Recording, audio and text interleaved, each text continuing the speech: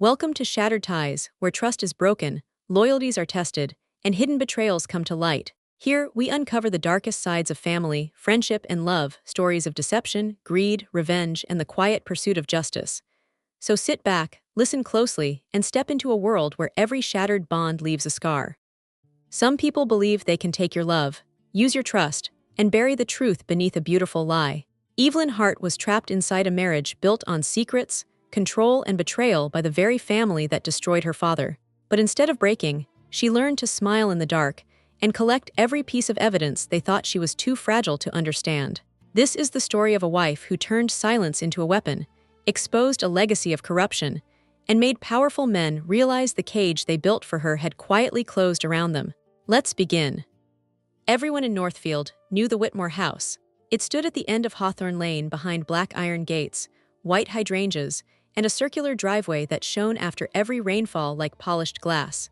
In summer, the porch lamps glowed gold against the evening. In winter, candles filled the front windows. From the street, the place looked warm, dignified, almost holy. That was the first lie. Inside, every room had been arranged to convince visitors that happiness lived there. Wedding photographs sat in silver frames. Fresh flowers appeared every Monday. The dining table was always dressed, even when no one was invited. The kitchen smelled of vanilla, rosemary, and expensive coffee, because Julian Whitmore believed a house should perform success before anyone inside it was allowed to feel anything. Evelyn Hart Whitmore had learned that performance well. She knew how to smile without showing fatigue. She knew which dress Julian preferred for charity dinners, and which tone of voice made him least likely to correct her in front of guests. She knew how to lower her eyes when his father, Martin Whitmore, praised her manners as if she were a trained animal. She knew how to stand beside her husband while he touched the small of her back, just firmly enough to remind her where she belonged. The world called Julian charming. Evelyn called him weather. A room changed when he entered. People adjusted themselves around him without realizing it. Judges laughed harder at his jokes. Clients relaxed too soon. Women trusted him because he listened with unnerving focus, as if their pain interested him. Later, Evelyn would understand that Julian listened not to understand, but to collect. He had collected her grief first.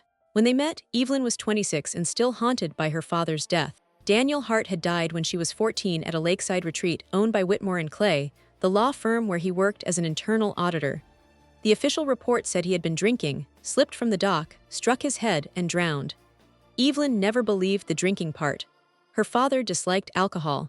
He disliked disorder. He kept receipts in envelopes by month and sharpened pencils before writing grocery lists. But adults had spoken over her grief until she stopped arguing. Martin Whitmore attended the funeral. He placed one hand on Evelyn's shoulder and told her Daniel had been like family. 12 years later, Martin's son asked her to dinner. Julian knew her father's name. He knew the right amount of sadness to place in his voice. He called Daniel principled, unfortunate, misunderstood. Evelyn mistook recognition for compassion. That mistake became a marriage. For the first year, Julian's control looked almost beautiful. He chose restaurants. He remembered anniversaries. He ordered books she mentioned once. He said her freelance editing work exhausted her and offered to handle her finances so she could breathe. When old friends complained that she was disappearing, Julian shook his head and said jealousy often wore the mask of concern.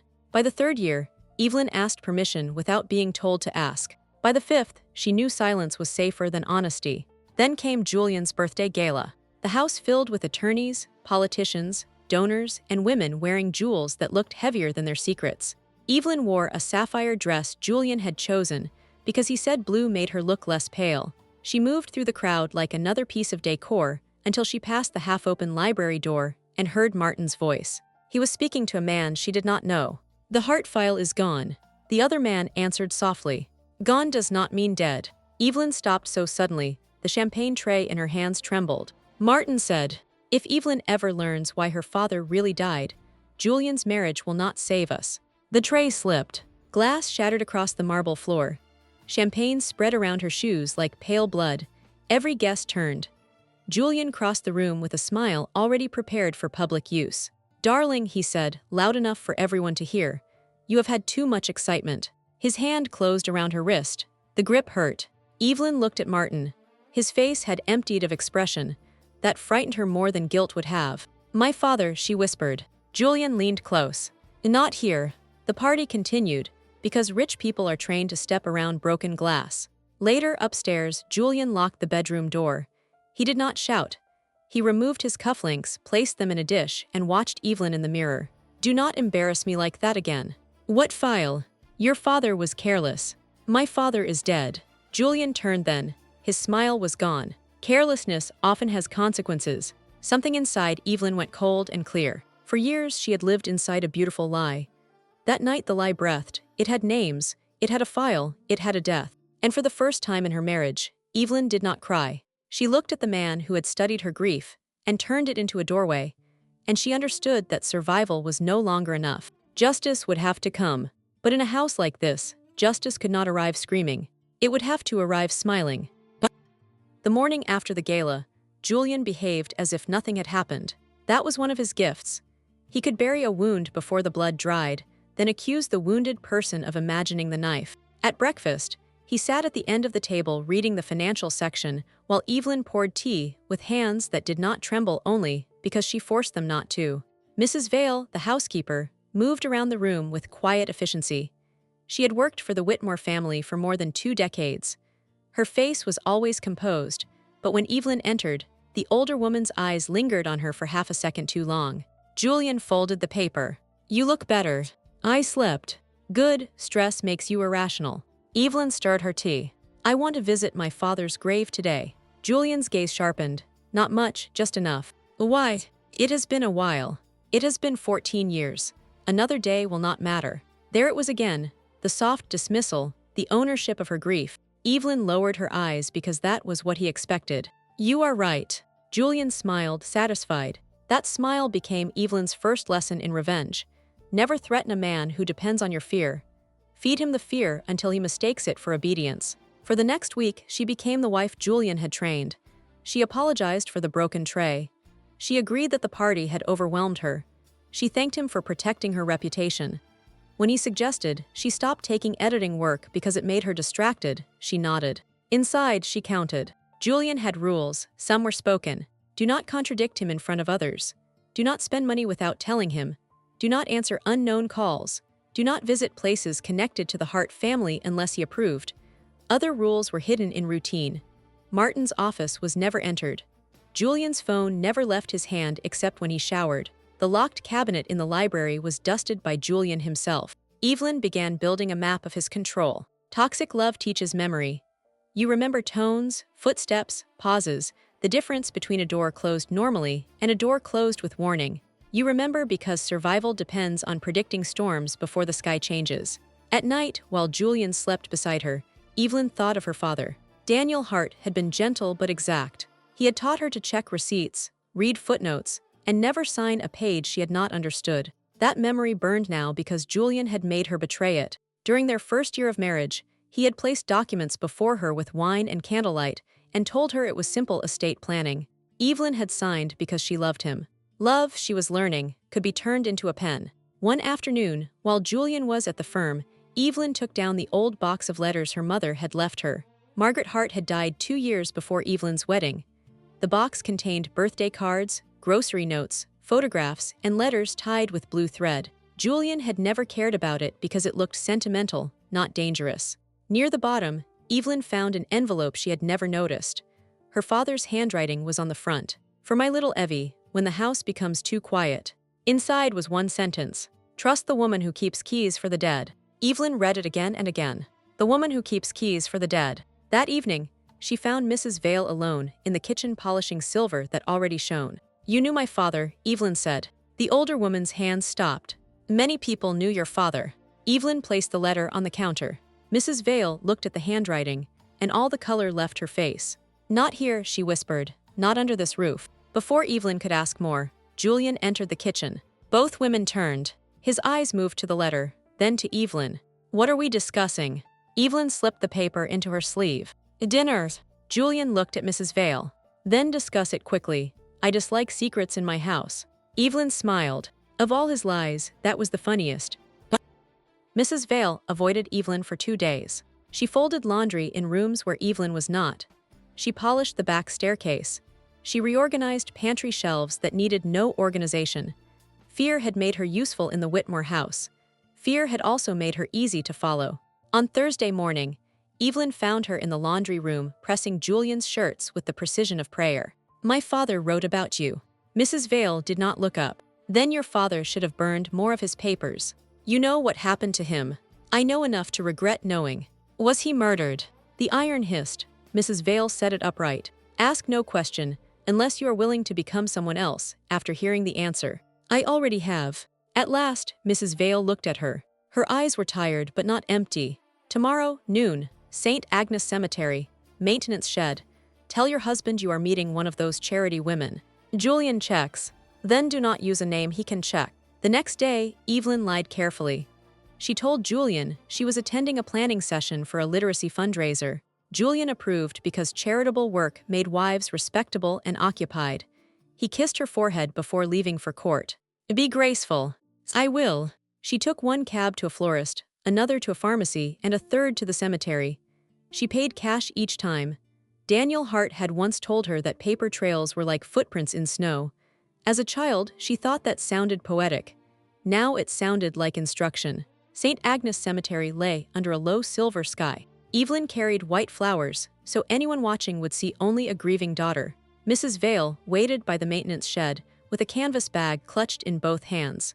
"Alone?" "Yes." "No driver?" "Cash cab." Mrs. Vale nodded. "Your father taught you something after all." They walked to an older section where rain had softened the names on the stones. Mrs. Vale stopped before a grave marked Clara Vale, beloved sister. From her coat pocket, she removed a small brass key. "My sister worked as a records clerk at Whitmore and Clay. Your father trusted her. Before he died, he gave her this and instructions. She was supposed to send it to your mother if anything happened." Evelyn stared at the key. "Why didn't she?" "Because Martin Whitmore came to our apartment after the funeral. He said Clara had stolen firm property.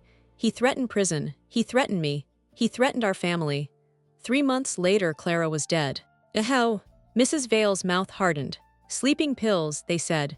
Clara never slept well enough to waste pills on it. The cemetery seemed to tilt. Mrs. Vale pressed the key into Evelyn's palm.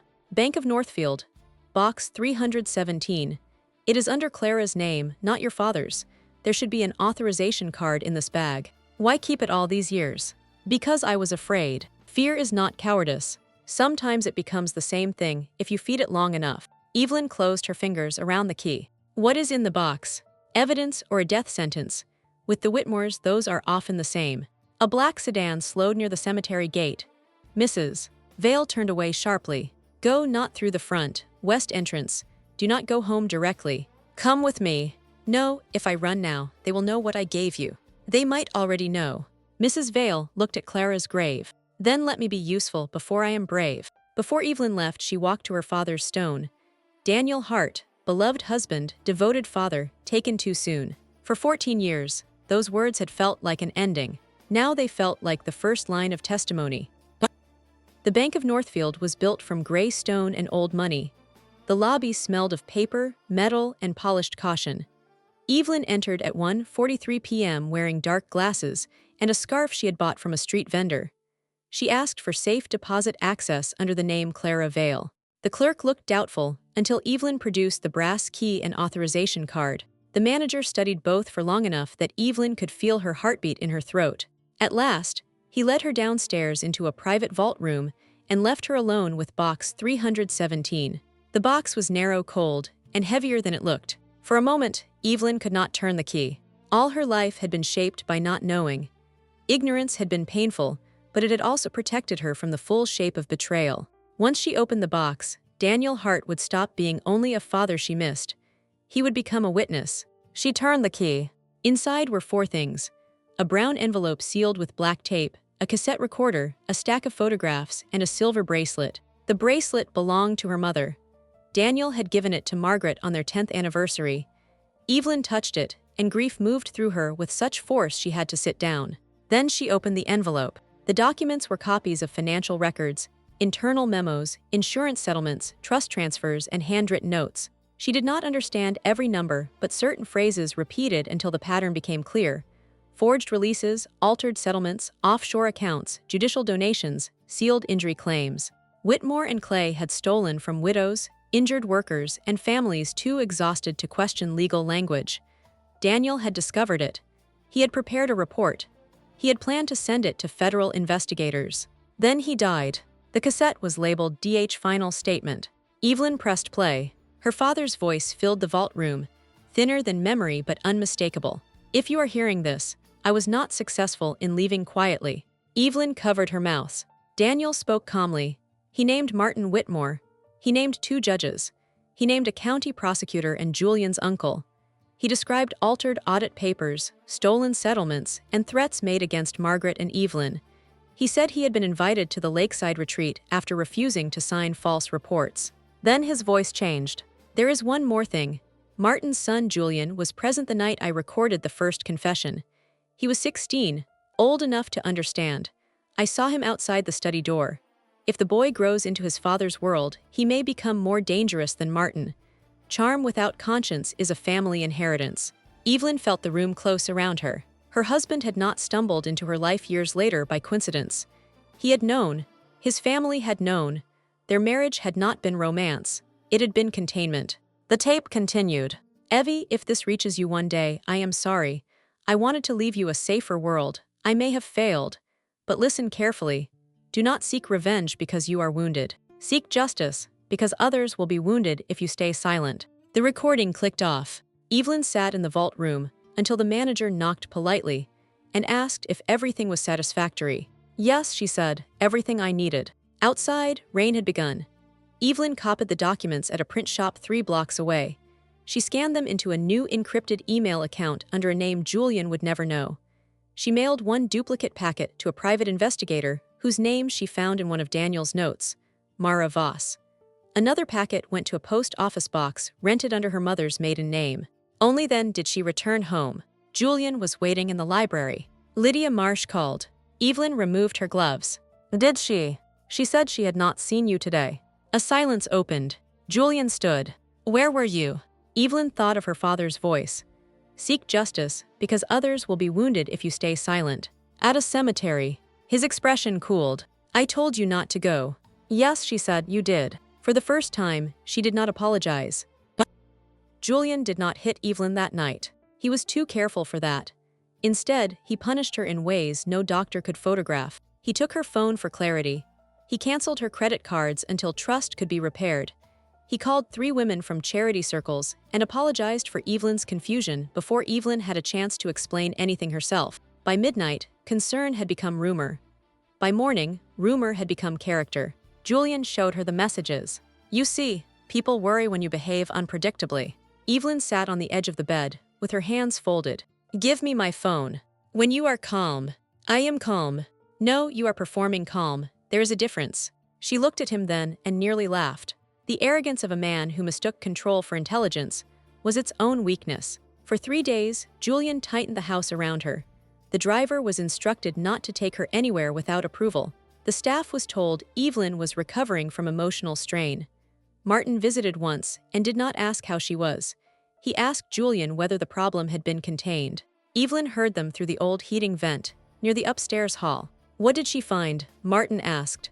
I do not know, Julian said. She went to the cemetery. Veil. Possibly. You should have removed that woman years ago. She was useful. She was a witness. Evelyn pressed her palm against the wall. Julian's voice lowered. Evelyn has nothing. Even if she heard something, she is unstable. I have already begun establishing that. Martin sighed. Do not underestimate grief. It ferments. You speak as if she is dangerous. Everyone is dangerous when they stop wanting approval. For the first time, Evelyn felt a strange flicker of respect for Martin. Monsters recognized awakening faster than husbands did. Then Martin said, if necessary, end the marriage cleanly, but not before we know what she knows. Her inheritance is already folded into the foundation accounts. A divorce invites discovery. Evelyn went still. Her inheritance, the money her mother had left, the last protection of the Hart family. Julian had not merely married her to control her grief, he had stolen the remains. That evening, Julian brought her a diamond bracelet. A fresh start, he said. It was beautiful, delicate, and cold. Evelyn let him fasten it around her wrist. The clasp clicked like a small lock. A thank you. Julian touched her cheek. I know you better than you know yourself. Evelyn lowered her eyes so he would not see what had changed. He knew the woman he had trained. He had not yet met the woman he had created. At night, while he slept, she used the prepaid phone hidden beneath the vanity panel and called the number from Daniel's notes. Mara Voss answered on the fourth ring. "You sent me a package," Mara said. "Can you help?" "That depends. Do you want truth, revenge, or a clean case?" Evelyn looked at Julian's sleeping face in the mirror.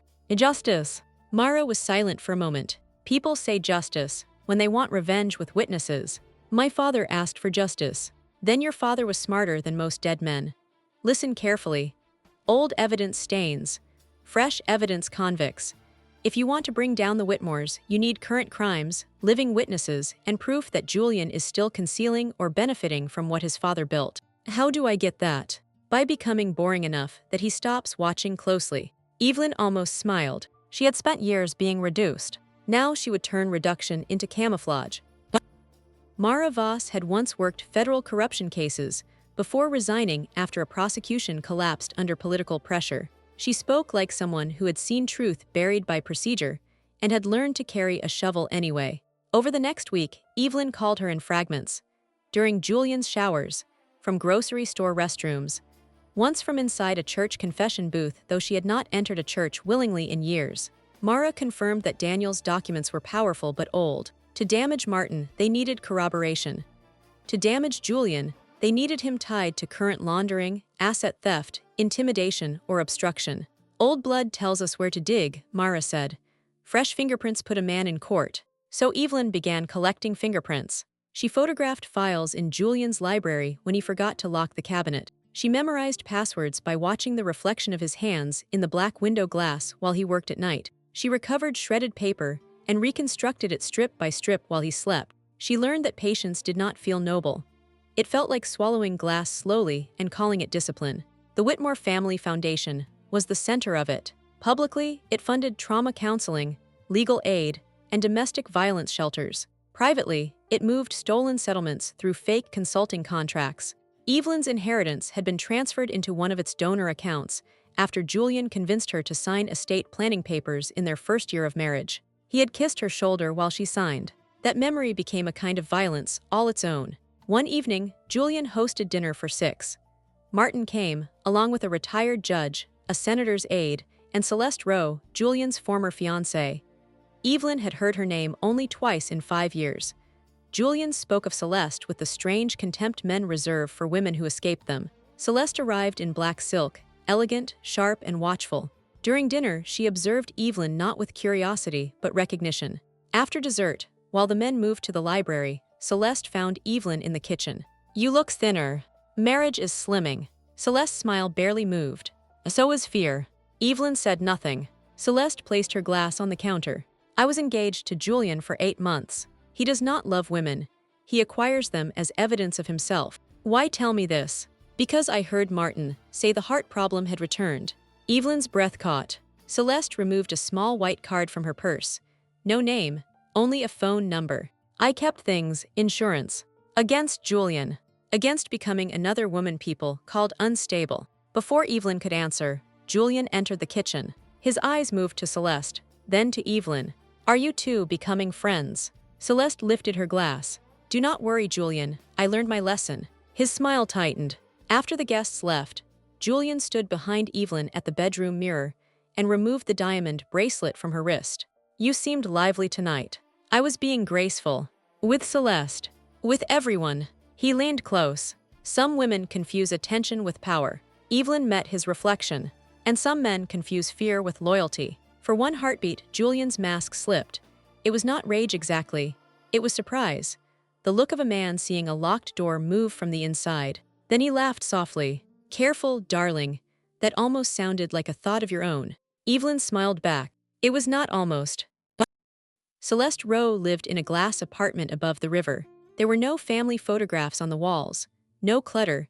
No soft objects except one cream blanket folded with military precision over a chair. The place looked like a life designed by someone who had decided memory was dangerous. Evelyn arrived on a rainy Tuesday. Celeste opened the door barefoot, holding coffee. "You came. You thought I would not. I thought you would be watched." "I am." "Then come in before your courage gets photographed." On the dining table sat 3 folders labeled by year. Evelyn opened the first and recognized Julian's handwriting on printed emails. He had written to Celeste during their engagement with the arrogance of a man who believed confession could become flirtation. There were references to judicial favors, delayed settlements, and a note that made Evelyn's skin go cold. Fear is my father's favorite lock. Shame lasts longer. What does that mean? Evelyn asked. Celeste sat across from her. Julian records people, everyone. His father judges clients, me, probably you. He collects leverage the way other men collect watches. Where does he keep it? In the one place Martin would never search. Evelyn waited. His mother's room. The west wing of the Whitmore house was mostly closed. Vivian Whitmore had died when Julian was 18. Officially cancer. Unofficially, no one spoke of her. Why there? Because Martin hated her. He avoids anything that belonged to her. Celeste opened the second folder. Inside were copies of old medical petitions and letters. Vivian tried to leave Martin. She gathered proof of his violence, affairs, and financial crimes. Martin had her declared mentally unstable. Julian signed a statement supporting him. At 18, old enough to know, young enough to call it loyalty, Evelyn thought of every time Julian had called her confused, emotional, unstable. The pattern was older than their marriage. He had inherited it like a house. What happened to Vivian? Celeste looked toward the river. Maybe cancer killed her. Maybe the house did. Either way, Julian learned the method. Call a woman mad, then take everything she says. Why did you not expose him? Because I wanted to live more than I wanted to win. And now? Celeste's eyes hardened. Now I want both. They made a plan. Evelyn would search Vivian's room. Celeste would contact Mara and provide the emails. But Celeste warned her that Julian's greatest weapon was not money, not even his father. It was narrative. He is writing your breakdown already. Every lie you tell to survive him becomes proof you are deceptive. Every tremble becomes instability. Every act of self-protection becomes aggression. By the time you speak, he wants people to hear illness instead of evidence. Then I need to write a better story. No, you need to make his story collapse under its own elegance. That evening, Evelyn returned home to find Julian in the foyer holding her scarf. You smell like Celeste's perfume. Her pulse kicked once, then steadied. We crossed paths at the foundation office. Did you? Yes. He stepped closer. I dislike being lied to. The old Evelyn would have explained. The new one understood that explanations were food for men like Julian. Then do not ask questions you already answered for yourself. Julian stared. For the first time, uncertainty crossed his face. It vanished quickly, but she had seen it. Fear was a lock, shame lasted longer. But uncertainty was a door. The key to Vivian Whitmore's room was not in Martin's office or Julian's desk. Evelyn searched both and found only predictable secrets. Money trails, letters from judges, photographs of powerful men shaking hands over invisible debts. Vivian's key, she realized, would not be hidden somewhere practical. Julian hid wounds like relics. She found it behind Vivian's portrait. The portrait hung beneath a white sheet in the west hallway. At dawn, while the house slept, Evelyn uncovered it. Vivian had Julian's eyes but none of his emptiness. Behind the frame, taped into the wood, was a flat brass key. The room smelled of dust, lavender, and stopped time. Dresses still hung in the wardrobe. Books lined one wall. A hairbrush sat on the vanity with silver strands caught between the bristles. The place did not feel dead. It felt interrupted. Evelyn searched quickly. The first drawer held letters from Martin, cruel even in romance. The second held medical papers. The third was locked. She opened it with a hairpin and patience. Inside lay a black notebook. Vivian's handwriting was slanted and forceful. He says I imagine things because imagination is harder to prove than bruises. Julian watches and learns. That is what frightens me most. Not that my son sees cruelty, but that he studies it. Evelyn read until her throat tightened. Vivian had documented everything. Martin's threats, the forced psychiatric evaluations, the way Julian repeated his father's phrases as if practicing inheritance.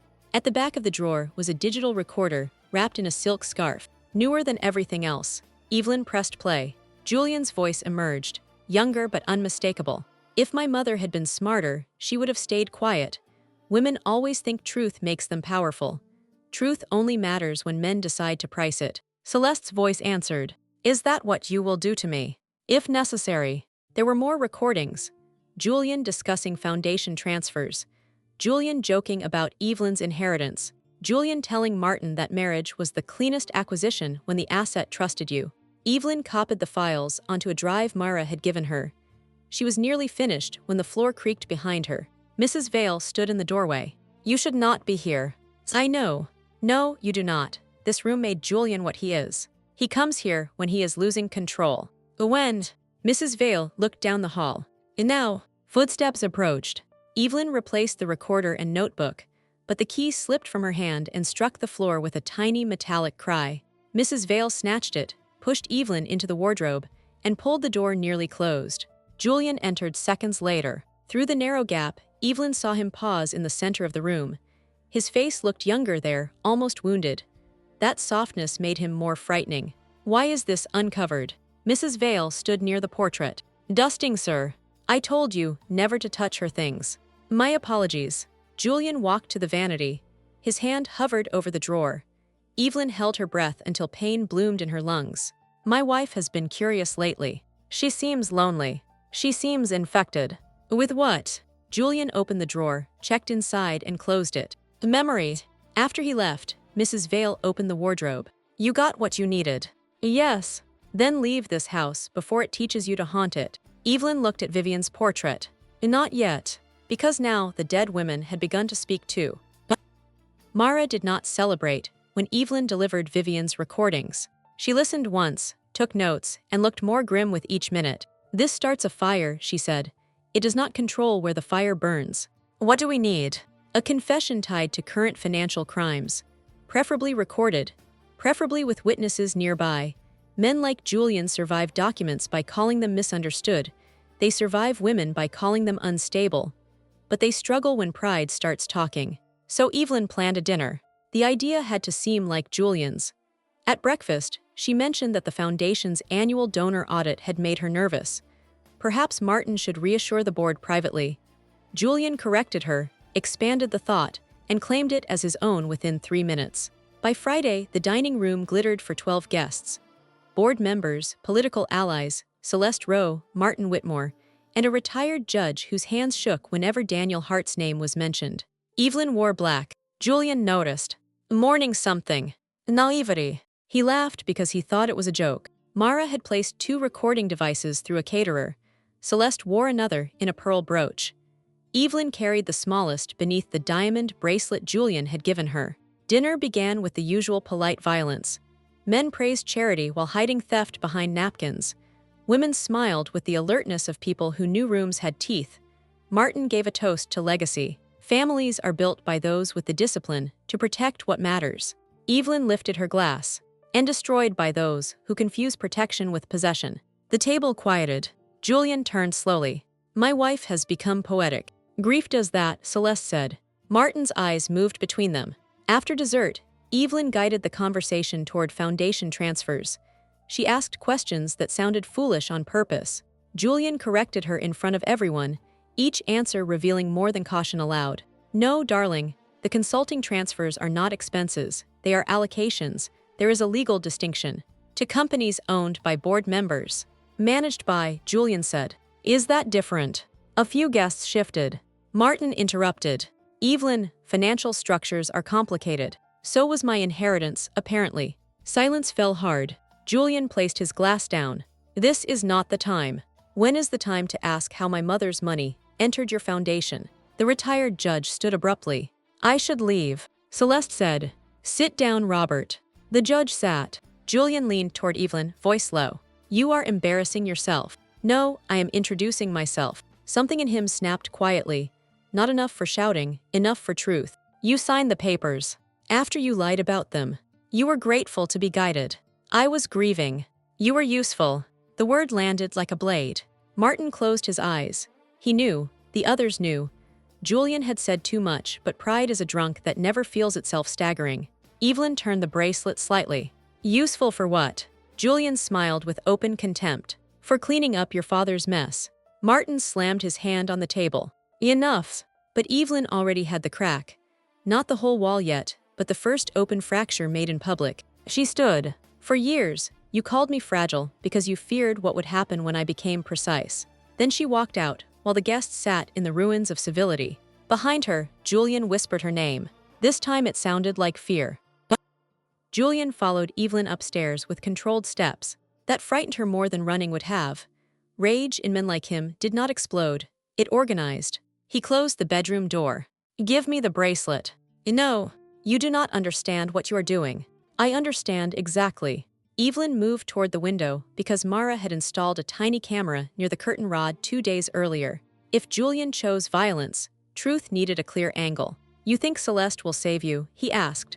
"She saved herself by leaving. That is all women like her do." "She kept your messages." His expression changed. "And your mother kept a notebook." The name struck him harder than an insult. "Do not speak about my mother."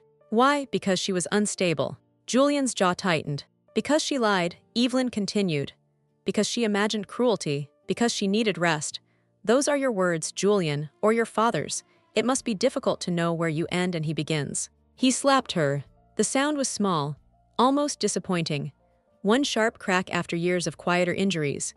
Evelyn's face turned with the force, and for a moment the world narrowed to heat, silence, and the taste of blood. Julian stared at his hand, as if it had betrayed him. Evelyn looked toward the camera. Then she smiled. Julian understood. He lunged for the curtain rod. Evelyn ran for the door, but he caught her arm and twisted hard enough to make her gasp. "You will destroy yourself before you destroy me." "No," Evelyn said through pain. "You started too early." Downstairs, voices rose. Celeste had followed, so had Martin. Someone knocked. "Julian," Martin called. "Open the door." Julian dragged Evelyn away. "Tell them you are fine." Evelyn inhaled. "Help." The word was not loud. It did not need to be. Celeste entered first when the door opened, phone recording. Martin stood behind her, face white with fury, not fury at the injury. Fury at Julian's loss of control. Julian released Evelyn. Celeste saw her face and went still. "I called the police." Julian laughed once. "Of course you did." Martin turned to his son. "You fool."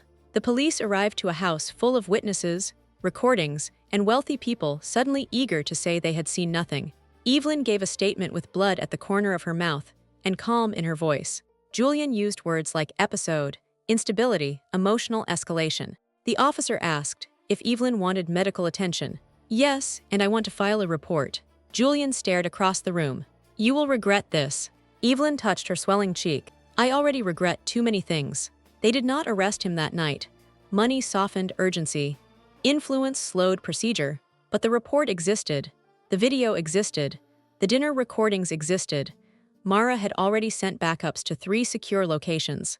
At 3:40 a.m., Evelyn left the Whitmore house in Celeste's car. Mrs. Vale stood at the doorway, holding Evelyn's coat. "Your father would be proud."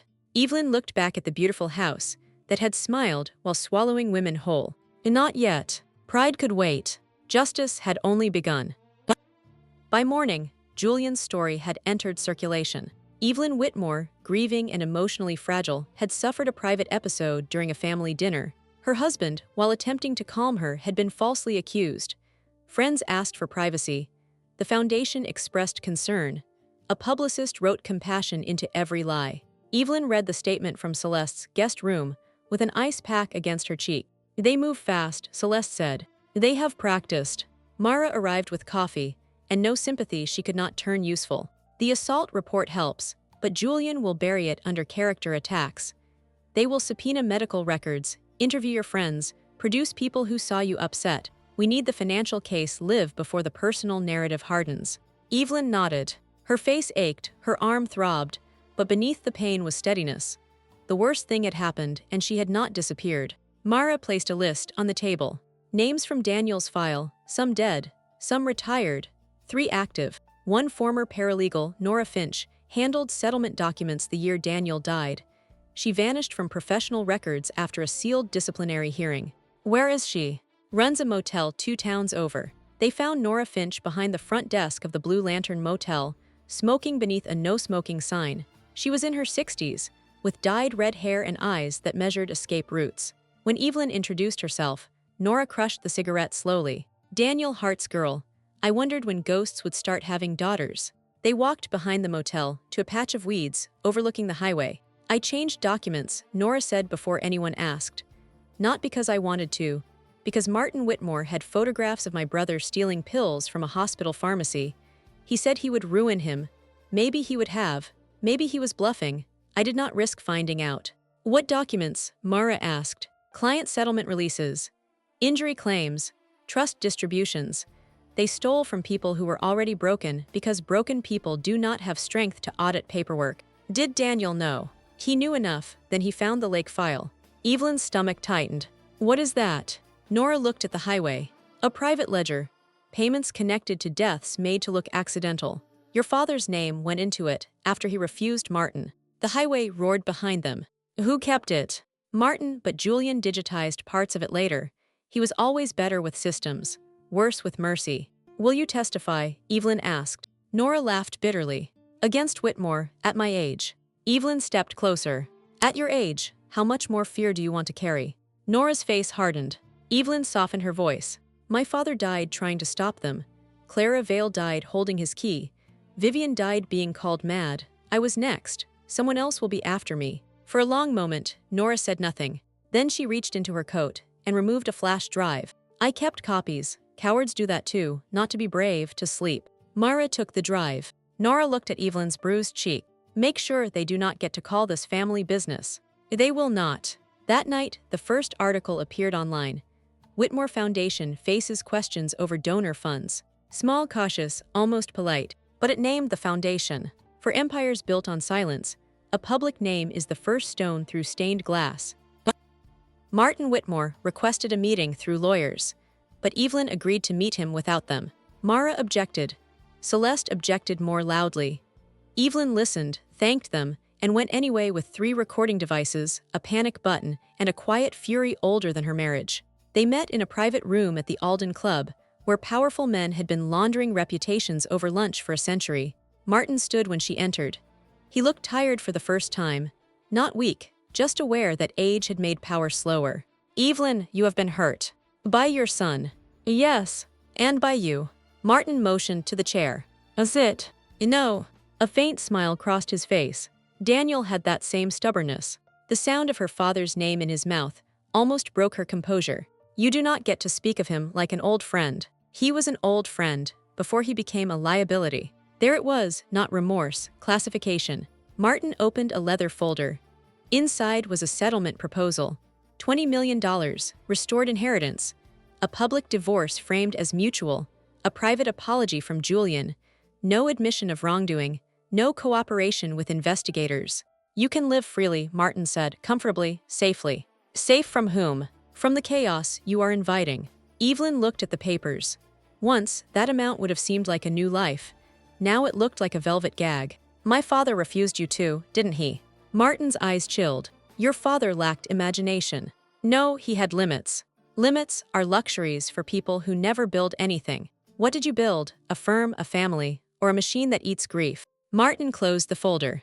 You think truth is clean because you have never seen what it does after release.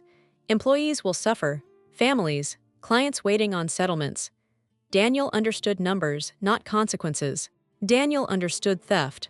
Daniel threatened everything over principles. And you killed him for it. The room went silent. Martin did not deny it. He only said, I did what was necessary. The sentence entered the recorder like a match, entering dry grass. Was Clara Vale necessary? His face moved, barely. A Vivian. No answer. A mate. Martin leaned forward. You are not dead, Evelyn. Because your son is less disciplined than you. For the first time, anger broke through his refinement. Julian is a mistake of excess. I taught him control. He preferred performance. You taught him to destroy women by calling them unstable. I taught him survival. No, you taught him inheritance. She turned to leave. Martin's voice followed her. Take the money. Your father died with evidence in his hands and nothing changed. Evelyn paused at the door. That was before his daughter learned patience from his killers. Outside, Mara waited in a parked car. Well, Evelyn handed her the recorder. He confessed without saying the word murder.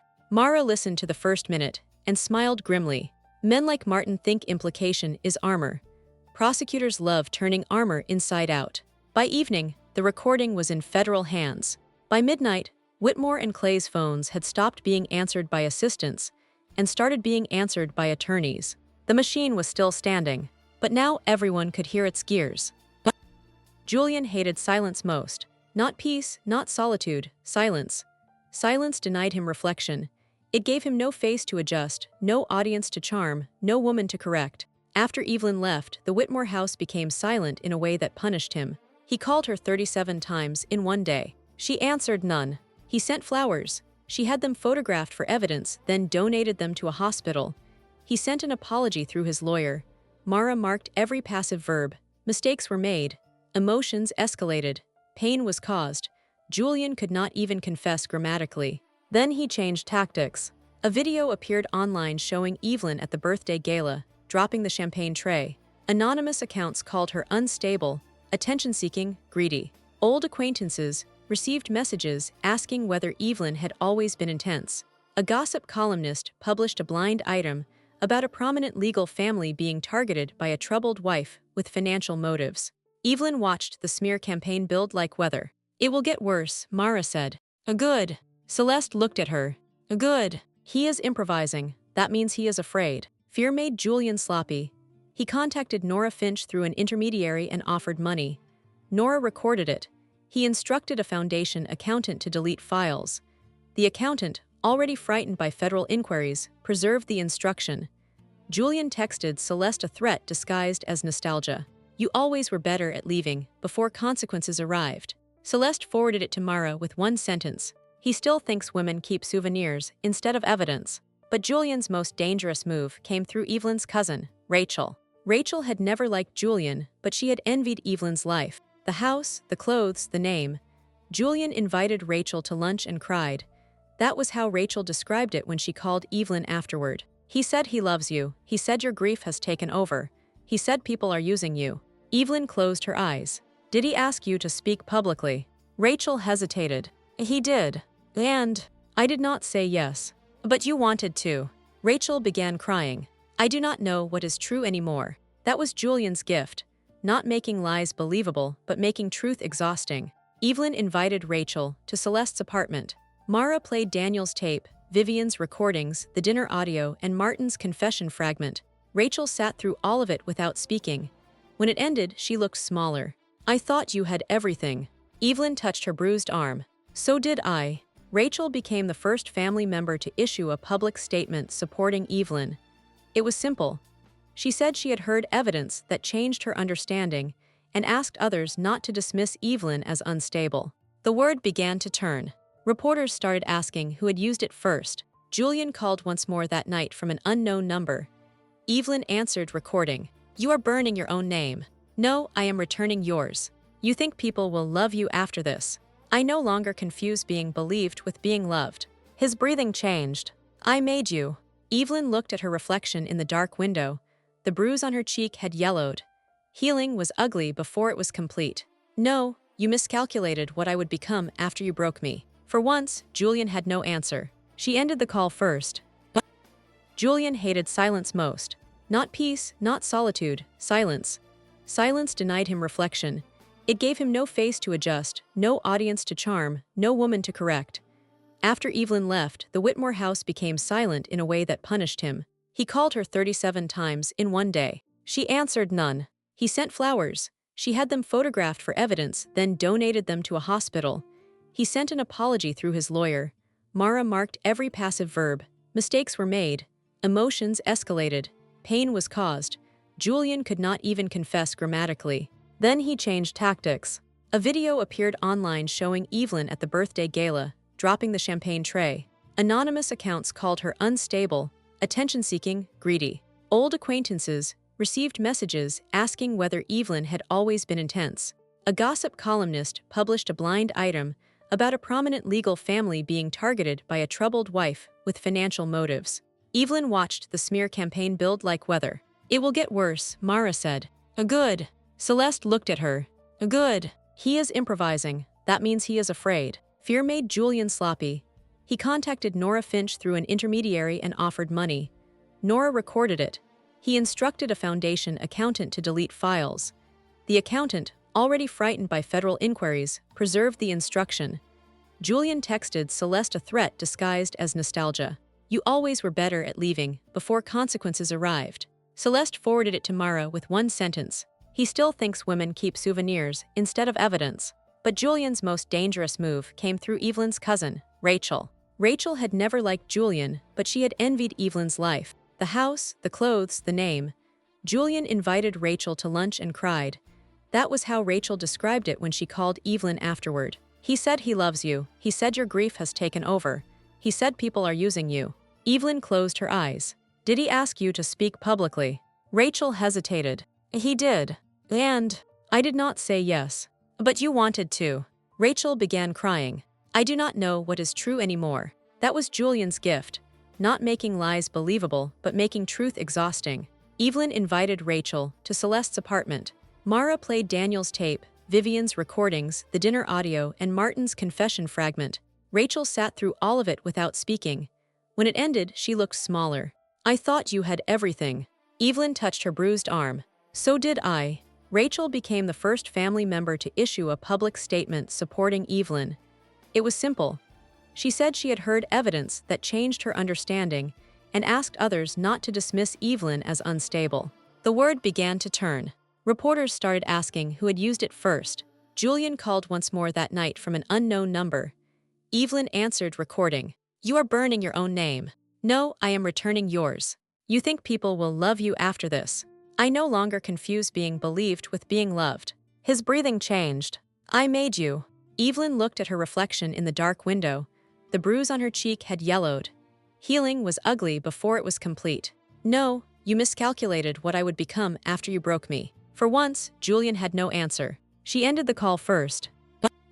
The Whitmore Family Foundation held its emergency board meeting in a conference room with glass walls.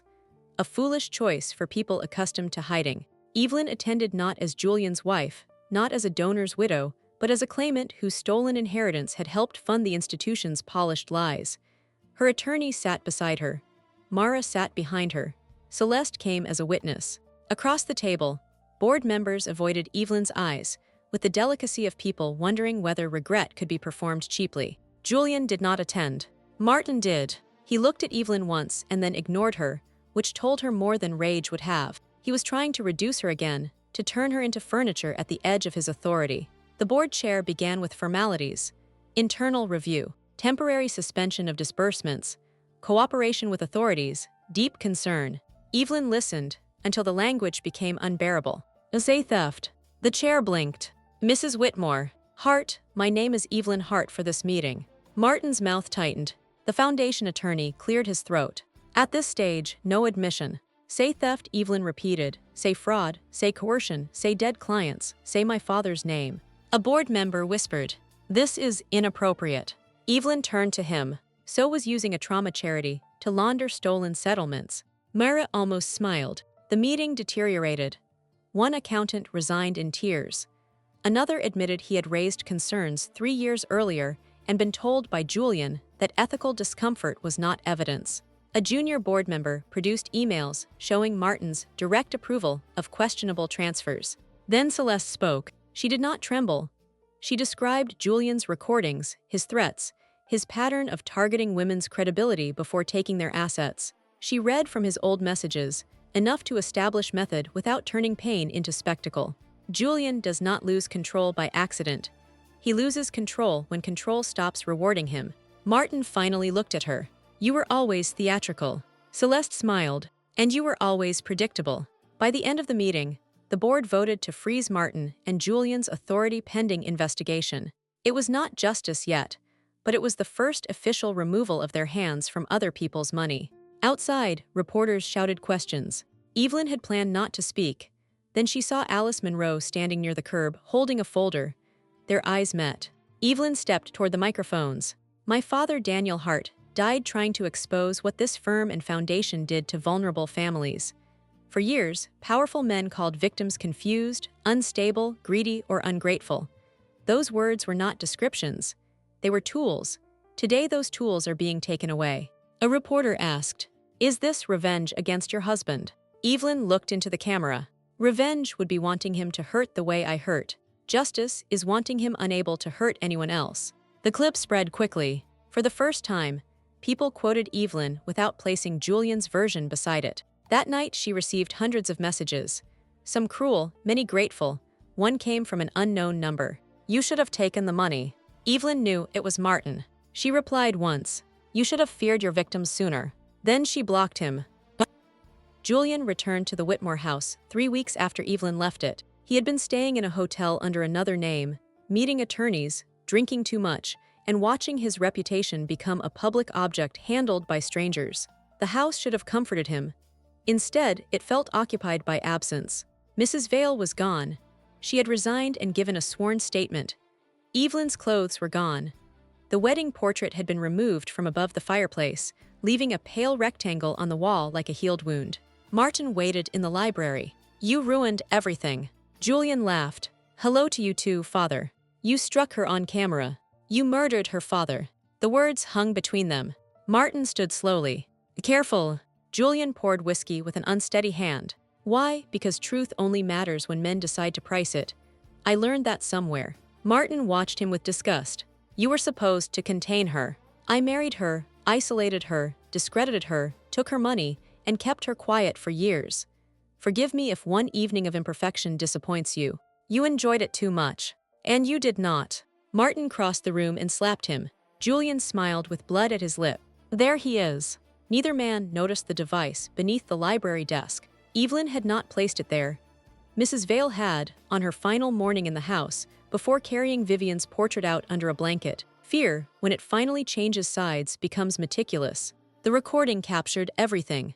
Martin admitted Daniel's death more clearly than ever. Julian admitted destroying records after Evelyn left. They accused each other of weakness, vanity, arrogance. They forgot caution because each believed himself alone with the only person as guilty as he was. The file reached Mara the next day. She listened once, then called the federal prosecutor. Arrests did not happen dramatically. There was no storm, no cinematic chase. Martin Whitmore was taken into custody outside the Alden Club, where he had been having breakfast with a retired judge. Julian was arrested in the parking garage beneath his attorney's office. He reportedly said, "This is a misunderstanding." That was exactly what men like him say when the world finally understands them. Evelyn heard the news while sitting in her father's old workshop, a small rented space she had kept after selling her childhood home. She had gone there to sort Daniel's remaining papers. The radio played softly. When the announcement came, she turned it off and sat in silence. Celeste called first. They got them. I heard. Are you happy? Evelyn looked at the dust, floating in a beam of afternoon light. No. Relieved. Not yet. After the call, Evelyn opened one of Daniel's notebooks.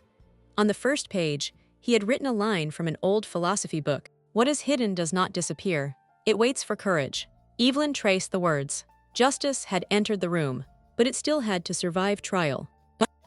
The courthouse filled before sunrise on the first day of trial. Reporters lined the steps. Former clients arrived carrying folders and photographs of dead husbands, injured sons, lost homes. Some came for justice. Some came because pain needs a room where it is finally allowed to speak. Evelyn wore gray. Not black. Black belonged to mourning. Gray belonged to weather, stone endurance. Julian sat at the defense table in a navy suit, clean-shaven, beautiful in the way snakes are beautiful before they move. When he saw Evelyn, he gave a small, sad smile meant for the cameras. She did not return it. Martin looked older but not smaller. Men like him shrink only when they are alone. The prosecution built the case piece by piece. Daniel's tape, Clara Vale's key, Nora Finch's testimony, foundation records, the Lake Ledger, Vivian's notebook, Celeste's emails, Evelyn's dinner recording, Mrs. Vale's library recording. Each piece alone might have been attacked. Together, they formed a cage made of memory. The defense did what everyone expected. They called Evelyn unstable. They suggested grief had distorted her judgment. They implied Celeste was bitter. They painted Nora as corrupt, Mrs. Vale as resentful, Vivian as mentally ill, Daniel as reckless.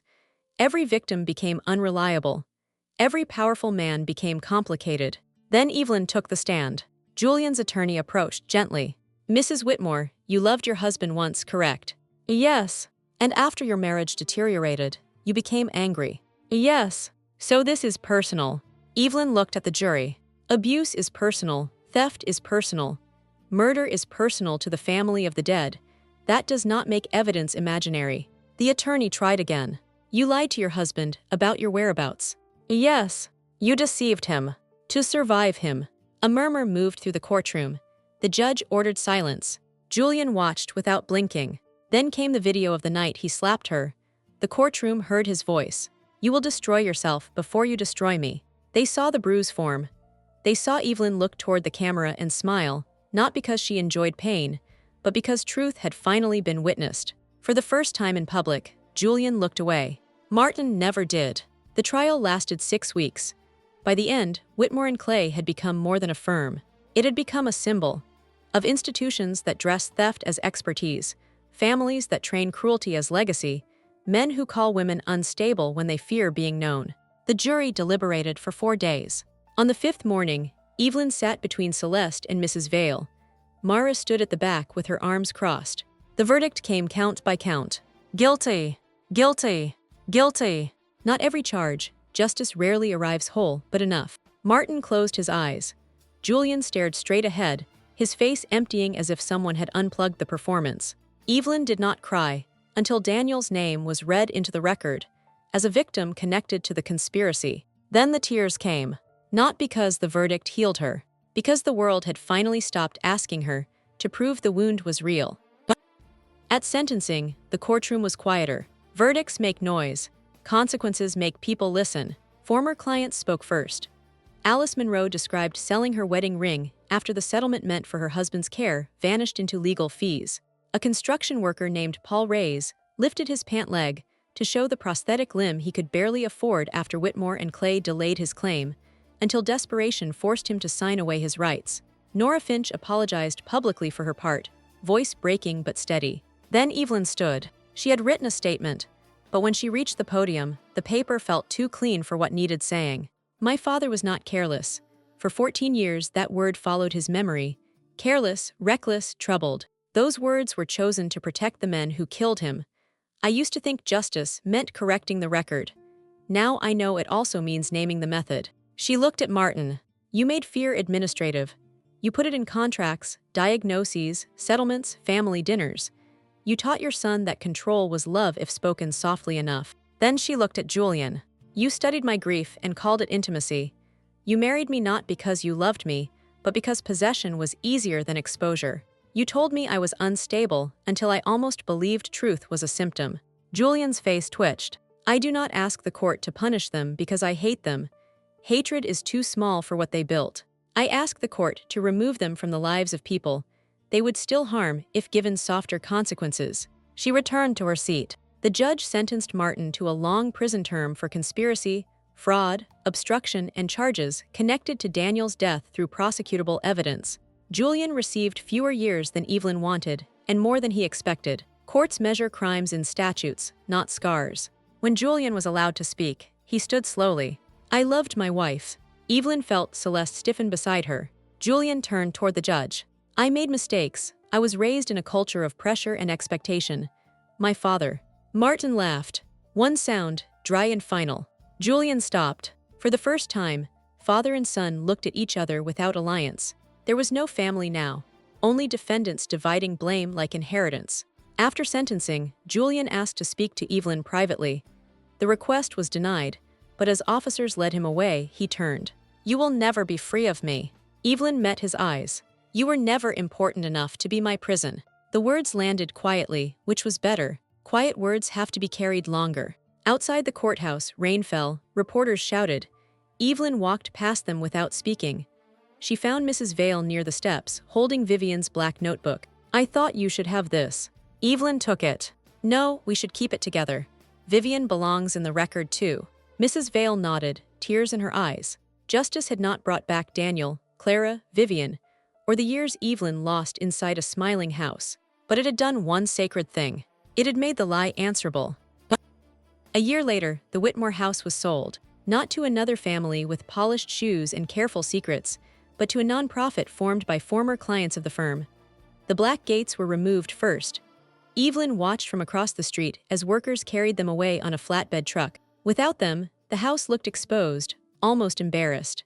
The nonprofit planned to turn it into a legal advocacy center for people trapped in abusive marriages, predatory settlements, and financial coercion. Evelyn donated her recovered inheritance to help fund it. Some people called that generous. Evelyn knew it was practical. Money stolen through pain should be returned through protection. Celeste became chair of the board, which amused her endlessly. I spent years trying to forget that family. Now I hold meetings in their dining room. Does it feel strange? It feels like redecorating a nightmare. Mrs. Vale managed the archives. Nora Finch volunteered twice a week. Alice Munro greeted visitors at the front desk with a warmth that made frightened people sit down before they ran away. They named the center the Heart House. Evelyn objected at first. Daniel would have hated the attention. But Mara said, "Let decent names take up space for once." So the name stayed. On opening day, Evelyn walked through the rooms alone before guests arrived.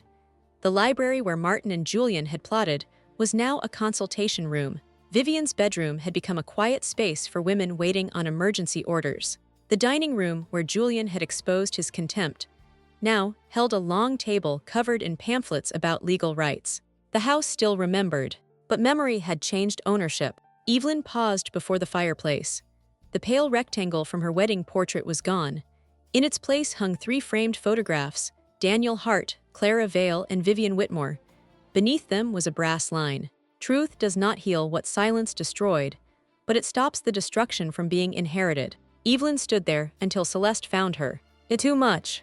"No, enough." That evening, after speeches and photographs, Evelyn drove to St. Agnes Cemetery.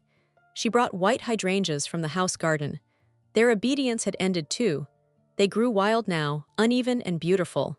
At Daniel's grave, she placed the flowers beside the stone. "I did it." The words felt smaller than the journey, but truer than any speech. She visited Clara's grave next, then placed 1 flower on Vivian's memorial plaque, newly installed beside the center's garden. Vivian had been buried elsewhere by the Whitmores, but Evelyn believed memorials did not require permission from blood. As the sun lowered, Evelyn realized she no longer imagined Julian watching from every shadow.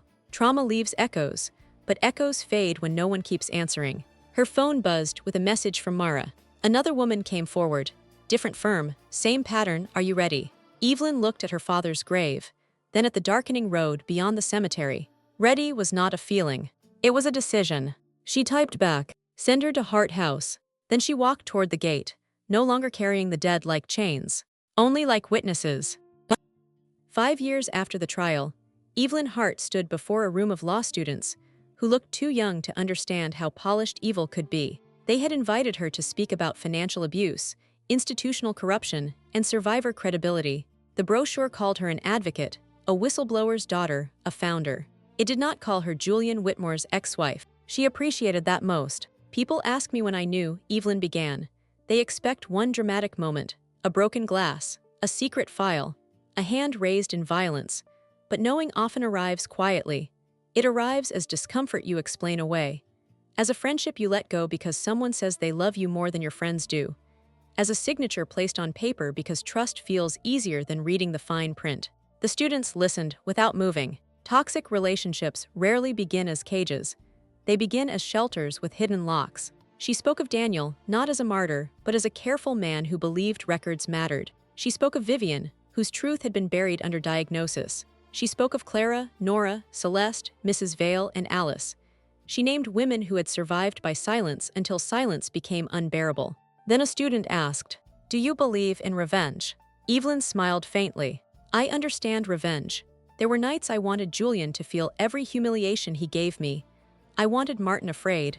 I wanted their names ruined, their doors locked, their sleep poisoned by memory. That desire was human, but desire is not justice." What is justice then? Justice is structure. It is evidence preserved when rage wants spectacle. It is witnesses protected, money returned, power removed, lies documented so they cannot be inherited as truth. After the lecture, she walked alone through the campus courtyard. Autumn leaves moved across the path like small, quiet flames. Her phone rang. Celeste. Julian was denied parole. Evelyn stopped beneath an oak tree. "Hello? That is all you have." "What should I have?" "I do not know." "Champagne," a villain laughed. Evelyn laughed softly. "I am tired of letting his consequences become my ceremonies." Celeste was quiet for a moment. "That sounds healthy and very annoying." "It is both." They spoke about Hart House, about a new case, about Mrs. Vale's insistence that the archive needed better lighting. Ordinary things. Sacred things. That night, Evelyn returned home to a small brick townhouse filled with books, mismatched mugs, and plants she sometimes forgot to water. No gates. No locked wings. no portraits pretending to bless a marriage. On her desk sat the silver bracelet her father had left in box 317. Beside it was Vivian's notebook and Daniel's final tape, digitized now, but kept in its original form because objects matter. They remind the living that truth once had weight in someone's hand. Evelyn opened a blank page and wrote the title of her next speech. Beneath the silk vows. She paused, pen hovering. For years, silk had meant the wedding dress, the beautiful lie, the softness used to cover harm. But silk was also strong. Stronger than it looked. Made from threads, so fine they seemed fragile until woven together. Daniel, Clara, Vivian, Celeste, Nora, Mrs. Vale, Alice, Evelyn. The threads. Not shattered now. Woven. Outside, rain began against the window. Evelyn listened without fear. The old house was gone from her life. Julian's voice was gone from her rooms. Martin's shadow no longer owned her father's name. She turned off the desk lamp and stood in the dark, not because darkness had won, but because she no longer needed every light on to feel safe. Some stories end with forgiveness. This one did not. It ended with truth documented, power broken, and a woman walking forward without asking the past for permission. And somewhere beneath all the silk vows that had once bound her, Evelyn Hart finally heard the sound of her own life beginning again.